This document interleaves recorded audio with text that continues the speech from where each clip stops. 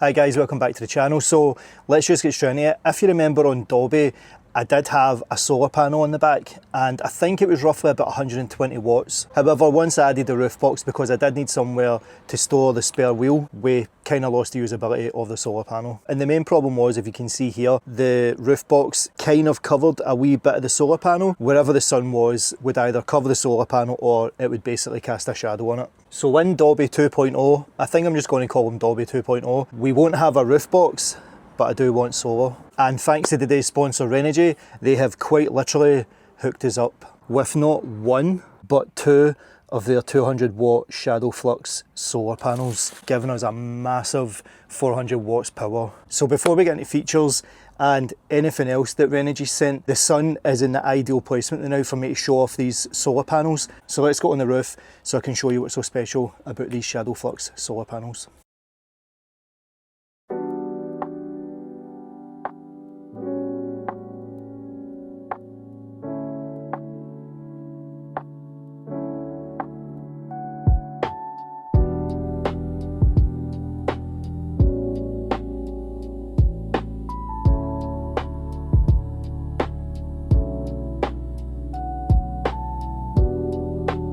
So positive to positive and negative to negative, and we're going to go straight into the Elite 200 V2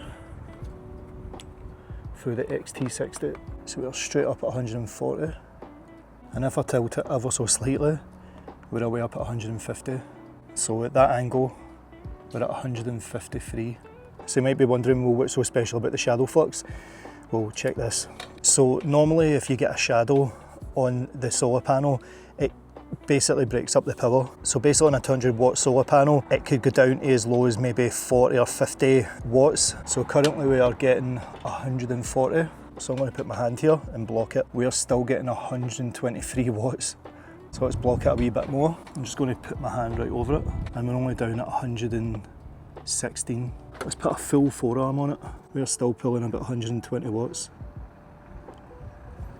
Let's go to the middle, see if it's a fluke. 117. How cool is that? So let me show you the difference with a normal solar panel and what happens. So let me show you on the SE All Powers solar panel. So as you can see, it is a lot bigger than the Renogy ones, and we are only pulling 110, 109, and this again is a 200 watt solar panel. So let's see what happens when we cover just a small bit with my hand. Look at that, it just drops right down to 35. Let's take my hand off it, it's jumping back up. So let's see what happens when we cover a full arm. We're now down to 28 watts. And then when we plug the Renogy back in, 142 watts. So if I put a large chunk on, up at 110, 111, and that's how much I'm covering the panel. That's how much watts we're getting. Whereas on that one, we went all the way down to 29 watts. And the reason behind it is the Shadowflux is figuring out where the shadow or the loss of power is coming from, and it's basically redistributing the power so that it can give it as much power as possible. When I said that Renogy hooked us up, I wasn't just meaning about the solar panels, because they also sent out their 100 amp hour mini core LivePole 4 deep cycle leisure battery. And this might be a wee bit overkill for what they've sent out as well, but they've sent me out a shunt, which basically means that I can monitor the leisure battery in real time through Bluetooth from my phone. We're not going to be doing a full install of the solar panels on the roof yet, because I still need to get my Unistrut, and when I get the Unistrut, we're going to do a full installation of the solar and the new Unistrut roof rack as well. So today we're just showcasing the Shadowflux solar panels and the new battery. So let's get into it. So this is a Shadowflux 12 volt 200 watt anti-shading solar panel. Each panel's dimensions is 126.2 centimeters by 76.4 centimeters by 3 centimeters. One panel comes in at a light 10.8 kilograms, and with the Shadowflux anti-shade, it is up to 85% more power when in the shade. It's got a consistent 36.5 volts VOC output even when partially shaded. It's got 25% efficiency with anti-hotspot tech for less overheating, and according to Renogy, it is 7% smaller and 10% lighter than other panels, so it's easy to install. And it is rated for IP67, so it does protect against water, dust and any stresses from wind, etc.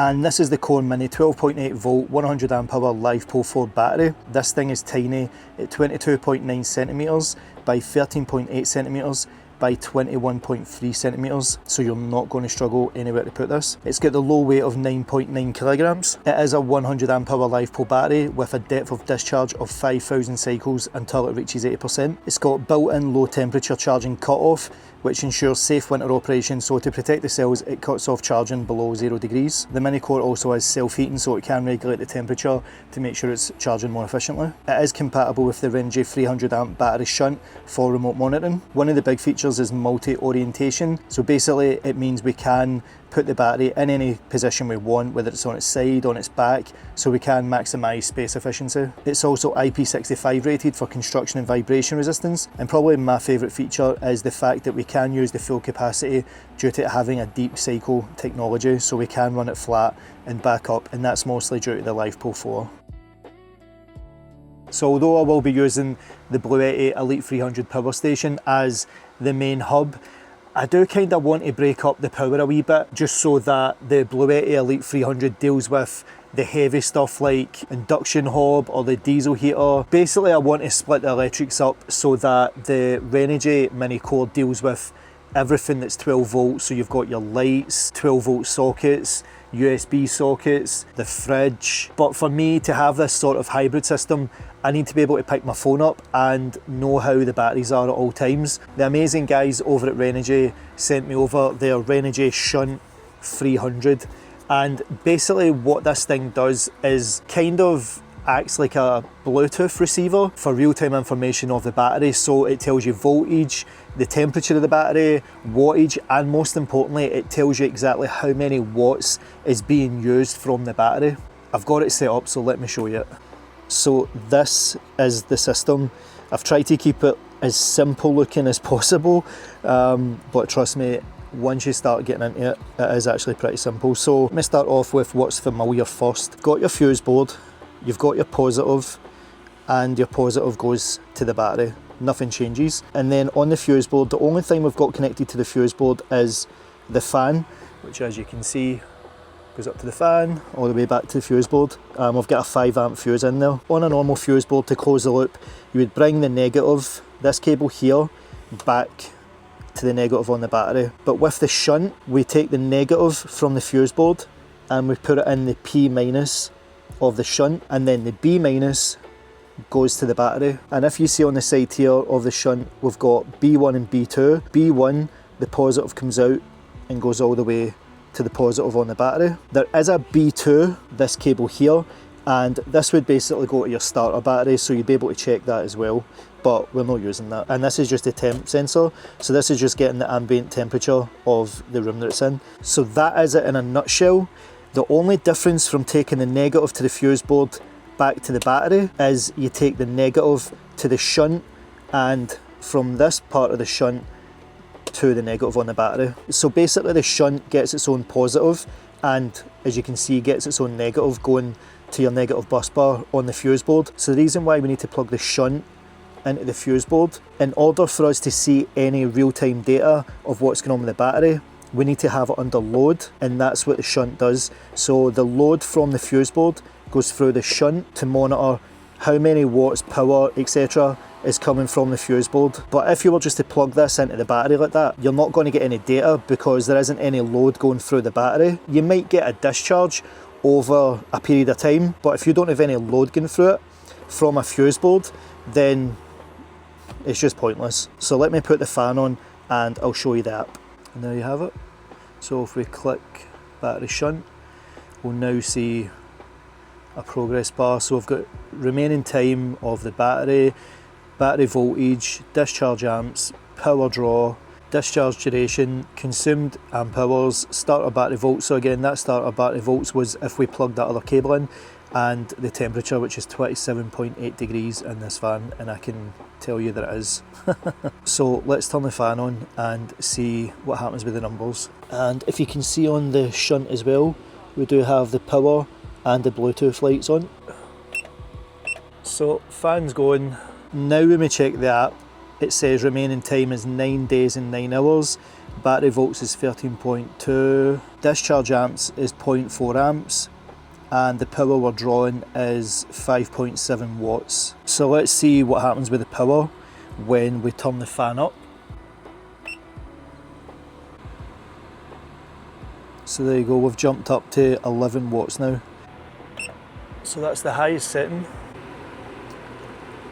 Wow, it's jumped right up to 20 watts. So on the highest setting, it's pulling 22.5 watts. So we've went from 9 days down to 2.5 days on the highest setting. I feel the shunt is maybe overkill for what it is I'm trying to achieve here, because the shunt's rated to 300 amps. I don't even know if I'll hit 30 if I'm being honest. But again, if you're like me and you don't know anything about electrics, but you do want to monitor the state of discharge and how many watts you're using from a leisure battery, then this shunt is definitely the way to go. You can get other wee Bluetooth monitors that I've tried, but you do need to make sure that they're for the battery you're using. So again, this one's LivePro 4, Deep Cycle, you get ones that are for lead acid and stuff. So you do need to make sure that you get the proper Bluetooth monitor for it. So let's cover some of the pros and cons of the battery and the Shadowflux solar panels.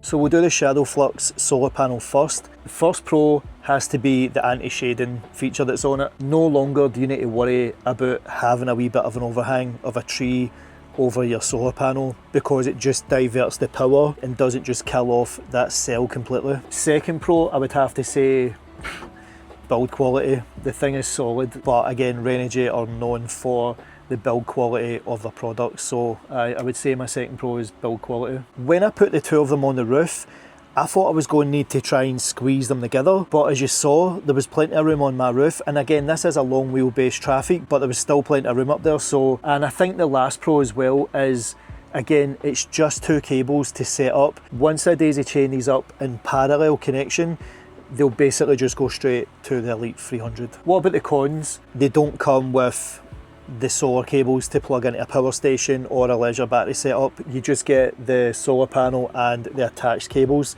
so you might want to put that into your thinking if you're going to buy it. But other than that, that's it. So what about the mini core battery? First pro, it's tiny and light. Second pro is placement orientation, because you can put it in any position you want, and that's more down to the LivePro 4 battery technology. Another pro is the power to size ratio. You've seen how small it is, and yet that's a 100 amp hour battery, and that's roughly just over 1000 watts worth of power. Another massive pro is a deep cycle charging up to 5000 charges before the battery gets to 80% capacity.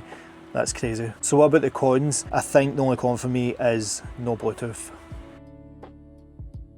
The solar panels are self-explanatory. The Shadowflux's main feature is that anti-shading. Yes, they're small form factor, they've got 200 watts, you can get them in 100 watts, but the anti-shading is really what's selling them. And to be honest, anybody using solar on a camper van, or even an off-grid tiny home, or even in your own garden for maybe you've got an office in the garden, will benefit from these solar panels. And it's not just trees that are obviously adding shade, it's the clouds as well. Could be power lines that you're parked under, anything like that. You've just got the peace of mind knowing that you're not going to lose complete power or go down as you saw with the All Powers one. As soon as you crossed over, it went from 100 down to 20, so it lost pretty much 80% of its power, whereas this, I think it was something like 10-20%. I'm excited to put them on the roof, and that installation's coming soon. I've still got the battery set up with the fan because I'm just wanting to run it a wee bit. Again, the Deep Cycle mini core battery on its own, again, is a fantastic LivePro 4 battery. You can put it in any configuration you want, so if space is tight,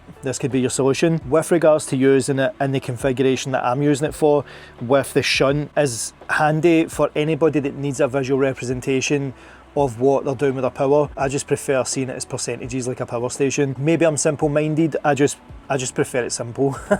So guys, that's going to cover it for this video. Thanks again massively to Renogy for sending out two of their Shadowflux 200 watt solar panels, their deep cycle mini core leisure battery, and obviously the shunt as well. We do need to get the unistrut so we can get the roof rack on, and then we can get the panels on, bring the cable through, we can then start getting the ceiling on. So links for all the products will be in the description and in a pinned comment. So guys, if you did go and enjoy the episode, why not drop it a wee like and let me know in the comments, and if you haven't already, why not get subscribed. Again, we are in the middle of building Dobby 2.0, so if you want to be kept up to date with the build and see what I'm going to be doing to it next, I did install the windows myself, I did install the fan myself, never done anything like that before, so if you want to see how I did that, I'll leave the two videos here. But aye, until the next one guys, take it easy, peace.